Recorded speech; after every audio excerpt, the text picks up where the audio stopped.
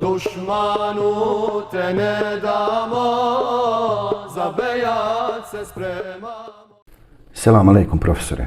Alaikum selam. Hvala vam što ste odlučili da govorite za YouTube kanal Bejat, kanal koji se bavi promovisanjem pozitivnih vrijednosti u očuvanju domovine, koji se bavi motivacionim razgovorima u smislu razvijanja zdrave ambicije, kreativnosti, a sve u smislu i u korist očuvanja ove naše lijepe domovine i izgradnje lijepog života u njoj. Vi ste naš jedan poseban sagovornik, čovjek kojeg dobro znamo, a koji je evo čitav svoj život proveo u odgoju, obrazovanju mladih ljudi i čiji je put, možemo slobodno kazati, u pravom smislu u put kojim želimo mi usmjeriti one koji prate ovaj kanal ovim idejama i ovim razgovorima koje objavljujemo na ovome kanalu. Agresija na Bosnu i Hercegovinu vas je zatekla na školovanju u Medini. Vrlo malo je onih naših slušalaca, pratitelja i općenito ljudi koji vole ove teme, koji imaju priliku da razgovaraju ovako sa onima koji su u vrijeme agresije bili na istoku. Pogotovo onim ljudima koji su tamo tražili znanje. Možete li malo pričati o tim trenucima, o vremenu provedenom u Medini, na školovanju, o informacijama šta se dešava u domovini i o vašim ponašanjima, reakcijama i odlukama? Bismillahirrahmanirrahim. Hvala Allahu, gospodaru svih svjetova, na blagodatima, neizmjernim blagodatima kojima nas je obdario. A jedna od blagodati kojima je mene obdario jeste i da sam imao priliku da živim i studiram u gradu Allahovog poslanika sallallahu alejhi ve sellem u Medini Munawwari, gdje me i zatekao rat, gdje me zatekao početak agresije na našu domovinu Bosnu i Hercegovinu aprila 1992. godine. Ja sam tada bio na 3. godini šerijatsko-pravnog fakulteta i naravno sve smo to sa sjetom, ja i kolege studenti, nas je tada bilo 15-ak u Medini. Sa sjetom smo na to gledali, iščekivali šta se dešava, kada će to stati, hoće li stati, kakve su posljedice i tako dalje. Neki studenti koji su završavali školsku godinu, oni su došli na raspust. Jedan od njih se nije više ni vraćao, nego ostao u odbrani domovine Bosne i Hercegovine. Zatim, mi neki smo odlučili, koji nismo dolazili na raspust, odlučili smo i da prekinemo studij početkom septembra 1992. godine i donijeli smo odluku da se vratimo u domovinu. Na tom našem susretu, sjelu, razgovoru, u sjelu gdje smo razgovarali o povratku u domovinu, smatram da je jedna vrlo bitna rečenica prevladala u nama svima, koji smo odlučili da se vratimo u domovinu i damo svoj doprinos u odbrani domovine od agresije, a to je koga ćemo mi pozivati ako ne budemo imali domovine. I hvala Allahu, nas je 8 tada se odlučilo prekinuti studije i vratiti se u domovinu. Neki od nas smo bili aktivni učesnici Armije Republike Bosne i Hercegovine. Drugi su bili u humanitarnim aktivnostima, ali vrlo je bitno kazati da se, spomenuti i to da se iz grada Allahovog poslanika sallallahu alejhi ve sellem nas nekoliko odlučilo vratiti u domovinu. Profesore, ja lično se sjećam vašeg dolaska u naš kraj. Došli ste sa momcima koji su trebali da osposobe dio naših boraca. Došli ste sa momcima koji su nam bili uzor. Znači, jedna ekipa Gazija koja nas je posjetila i napravila mnogo toga na osposobljavanju naših jedinica i u tom smislu posebno nam je čast što danas razgovaramo sa vama. Otkud da završite u našem kraju, a znamo da ste rođeni podaleko odavde? Pa smatram da je to možda će zvučati malo sebično, egoistično, ali smatram da je to i vjerujem Allahova odredba, Allahov emer, da dođem tu među vas, da živim i djelujem sa vama, da sa vama dam svoj doprinos u odbrani domovine od agresije, gdje pored odbrane na linijama, pored boravka na linijama odbrane, radilo se na edukaciji i osposobljavanju mladih ljudi, budućih boraca, kako da kao muslimani brane poštujući sve principe ratovanja koje Islam propisuje, da se nikom nepravda ne učini, da se niko bespravno ne ošteti, a kamoli ubije i slično. I naravno radilo se tu od samih početaka mektebskog znanja do onih viših, do učenja hifza. I to ono što je, hvala Bogu, polučilo svoje rezultate i rekao bih da je to ono što nas i danas povezuje, da smo i nakon svih tih godina ostali kao jedno tijelo, hvala Allahu uzvišnom. Na tome valja stalno raditi. Te poglede Islama valja usađivati u mlade ljude.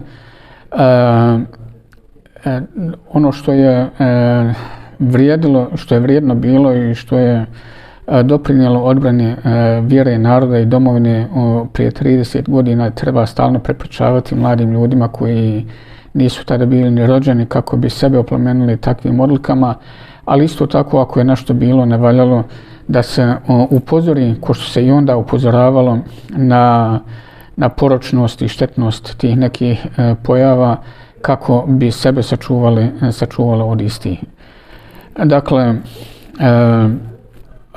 Allahovim emrom smatram da sam tu došao među jedne divne ljude koji su čuvali vjeru,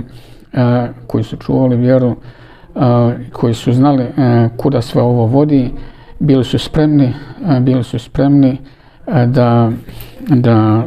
za agresiju koja se spremala i naravno smatram svojim dijelom kroz Allahovu odredbu da kroz očuvanje tog vjerskog identiteta koji je vladao na ovim prostorima i vlada još uvijek, hvala Allahu uzvišenom, da sam dao jedan svoj doprinos na tom putu.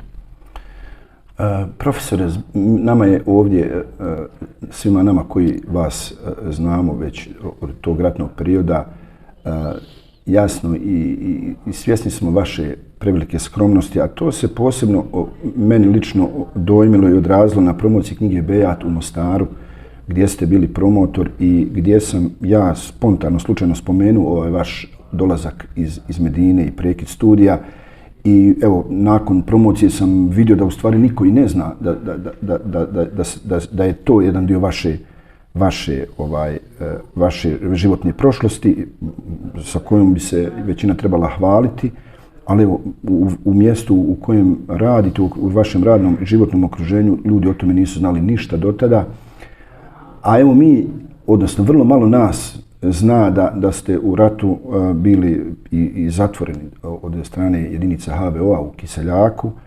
I evo, bilo bi nam zadovoljstvo da i taj moment podijelite sa nama, šta se u stvari desilo, kako ste to doživjeli? Pa nakon našeg povratka, ja sam tad bio oženjen i naravno sa suprugom se vratio u domovinu. Onda tim nekim spletom okolnosti suprugu sam ponovo odveo u Zagreb i ona je radila sa našim izbjeglicama u Zagrebu, ali sam nakon mjesec dana ipak odlučio, vidjevši u kom smjeru idu kretanja ratnih dešavanja, odlučio sam da odem po suprugu i da je dovedem u domovinu, da zajedno dijelimo i dobro i zlo. I na tom putu ka Zagrebu mene su na punktu na ulazu u Kiseljak vojna policija HVO-a su me izveli, zatvorili, odveli u policijsku stanicu gdje sam proveo noć, a onda ujutro su me odveli u kasarnu u Kiseljaku gdje je slijedilo ispitivanje i nakon samo 10 minuta maltretiranja i premlaćivanja ja sam izašao, prsa su bila modra kao ova majica, ali ipak sam naišao na razumnog čovjeka, dakle razuman, smatram da je razuman bio čovjek koji je vodio ispitivanje, obavještajac, koji me pustio da nastavim put, vratio me, dakle donio odluku da budem pušten, mene su kola vojne policije vratila na punkt i ja sam nastavio put Zagreba. Nakon svega nekoliko dana oporavka u Zagrebu od tog premlaćivanja, ja sam se suprugom ponovo se vratio u domovinu, došao u Željezno polje i taj ratni put nastavio da teče svojim tokom, hvala Allahu. Vi ste, profesore, svoj ratni put uglavnom proveli u najtežem periodu agresije na Bosnu i Hercegovinu, ali evo, kad je armija BiH ojačala, odlučili ste ipak da pred kraj rata odete da završite započeti studij i da to s tim znanjem vratite se ponovo u domovinu. Evo, zanima nas i taj moment odluke da odete da završite, šta vas je, kako ste odlučili da evo, ipak odete završiti. To su vrlo zrele i dugoročne odluke. Pa ja sam negdje u maju 1994. godine uspio da prefaksam Fakultetu islamskih nauka svoj zahtjev da na Fakultetu islamskih nauka nastavim 4. godinu, da se ne vraćam u Medinu uopće.